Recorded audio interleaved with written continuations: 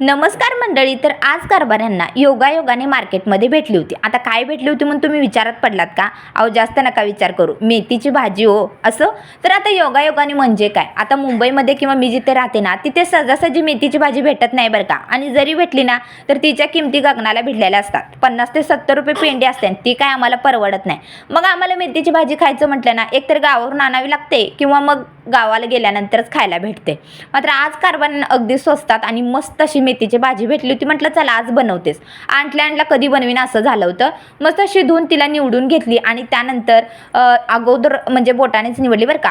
अजिबात चिरली वगैरे नाही, कारण बोटाने हे केल्यानंतर निवडल्यानंतर खूप टेस्टी बनते.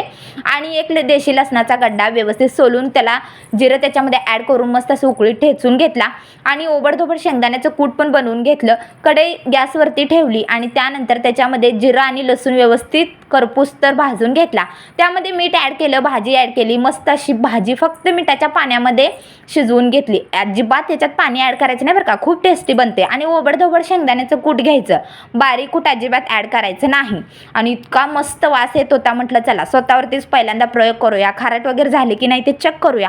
एकच नंबर भाजी झाली होती, खूप आवडली मला तर. मग चला सबस्क्राईब करा आणि शेअर करा. चला भेटू, बाय.